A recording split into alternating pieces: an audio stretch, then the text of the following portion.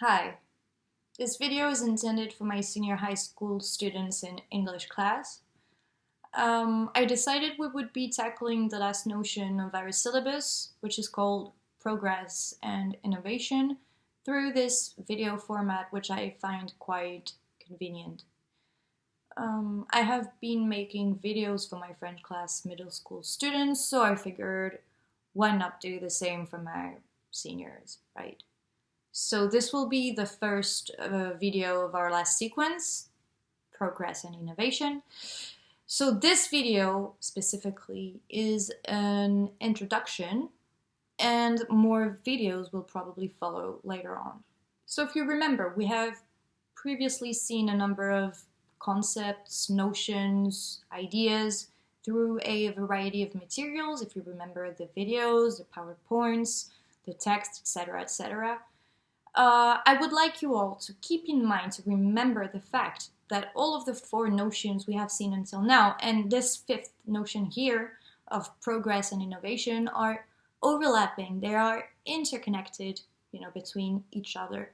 So when it comes to the ideas of progress and innovation, you may very well use the previous materials we've used together, like, for example, our PowerPoints on the US industrial barons and the Silicon Valley moguls. Nowadays, you may also, for example, consider that our sequence on activism and the oral presentation you made in the beginning of the year could be linked in some way to this notion, as maybe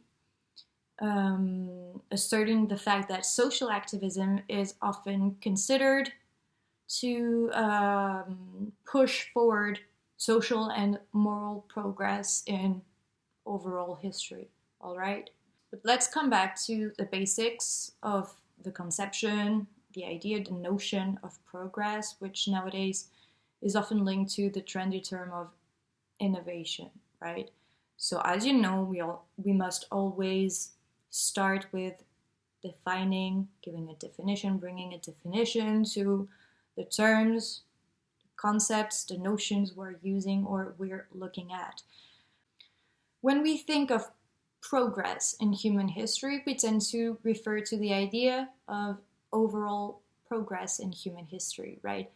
The fact that the humankind may have known a number of breakthrough periods in history, as well as maybe more constant but slower and less noticeable progressions throughout its history, right? Now, to consider this idea, I think it is important to understand the different kinds of theoretical frames we use when we are thinking or talking about progress in human history. Are we talking about progress in religious terms, in scientific or technical or technological terms? Are we talking about social progress, moral progress, philosophical progress, etc., etc.? And also, when we talk about progress or evolution, if you will, are we attaching to it some kind of moral or value judgment? Like, are we considering that progress is necessarily positive or negative? Or can we look at it in neutral terms? Okay? So to fathom this idea of theoretical framing a bit better, I would like you to watch a short video, which is titled Questions of Human Progress. It is linked down below in the description box if you want to watch it, which I highly recommend you do. In this video, this video breaks down the main distinct theoretical frames that we can use to look at this notion of progress. But as for our sequence, the main material we will use is a book by Yuval Noah Harari, Sapiens, A Brief History of Humankind. So here, as you can see, I have the French version paperback, but of course we will not be using this French version, but the original one, which I will give you extracts of in the drive. If you have lost access to the drive, please let me know via any means you see fit. I will give you the link to access it, as well as the link to access the full text of Harari's work, which you may read online, but may not download, of course, for copyright reasons. So this book, A Brief History of Humankind, you probably heard of it because it was a bestseller when it was published a few years ago. In this book, he asks the question of how did us humans come to rule the world now in the 21st century, right? And he goes over our history and evolution since the prehistoric times, right?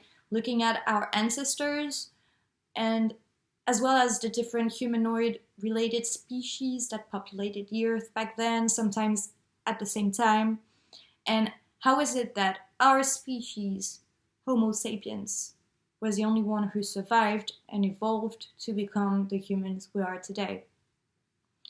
So this book is very accessible, very interesting, very opinionated, sometimes probably somewhat controversial or provocative for some people. And to answer this question of how did us humans, how did Homo sapiens come to rule the world as we know it today, he pinpoints 3 important milestones in our history, which are firstly the cognitive revolution, which happened 70,000 years ago, the agricultural revolution, which happened 12,000 years ago, and lastly, the scientific revolutions, which started 500 years ago. So as you see, it's a very, very broad time span. First, let's look at the state of Homo sapiens 70,000 years ago. According to Harari, we were insignificant animals back then. We had no impact, little to no impact on the environment. And today, as we know, we dominate the globe, the Earth. We have a very high impact on the environment, and to an extent, we also are a threat to the environment. Some people argue that the future of the planet depends on us and our actions now in present times. So how did we get from insignificant to threat? And can we call this progress? Okay? In other words, in other terms, another way to phrase the question is, what determined the success of our species over others? What is special about the individual human being? According to Yuval Noah Harari again, well, everything I say in this video from now on is according to him, okay? I'm just repeating what he says in his book. So keep a critical mind, okay? So he says we're embarrassingly similar to chimpanzees. On our own, without our community, without the group, without our social ties, we have a very low survival rate as individuals, okay? But on the collective level, which is what made the difference for us in terms of our place in the world, it's the collective level. We are the only animal that managed to cooperate flexibly in small numbers. Harari looks at what is different about us than about other species in terms of sociability, okay, about cooperation skills, and also flexibility in terms of biology.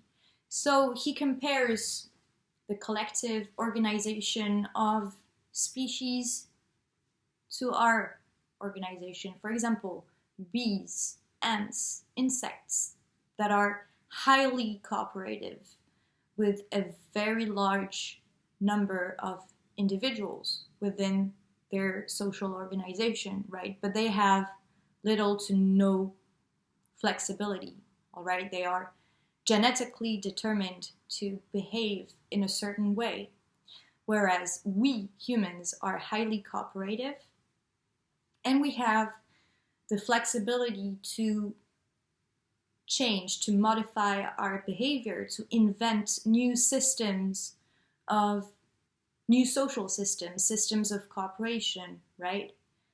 And how did this happen? Well, according to Harari, it has something to do with what he calls the cognitive revolution, which happened sometime between 70,000 and 30,000 years ago. So according to him, it was a switch in the way our brain is wired. It was probably a genetical change, evolution, modification that happened.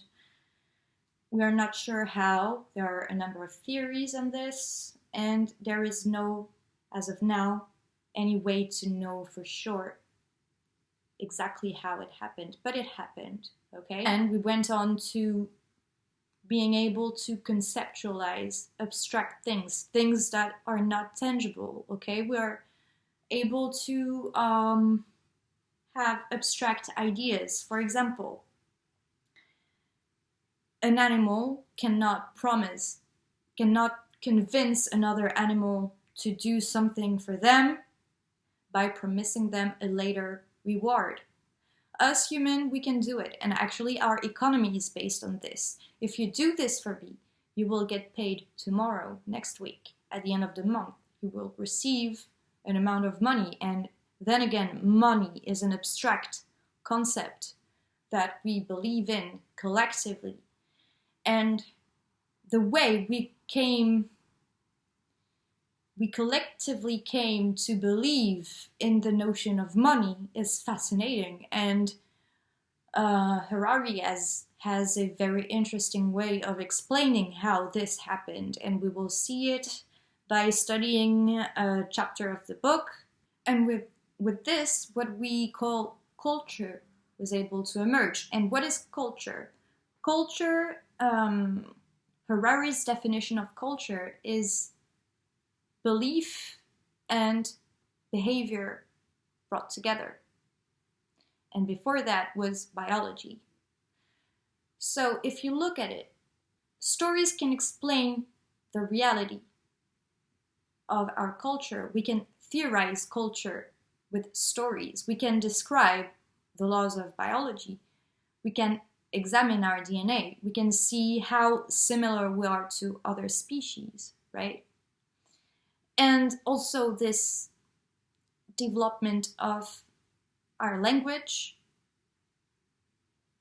enabled us to grow from small groups of individuals, small communities, to nations, states of thousands, hundreds of thousands, millions of individuals.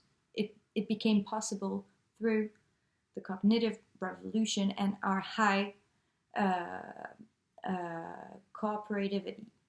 This ability to communicate larger amounts of information to a larger scale of individuals, this ability to grow our communities in terms of numbers of individuals, we were able to bring together a community and make it collectively believe in abstract notions and concepts like intellectual constructs such as we mentioned, money, economy, but also religion, gods, okay?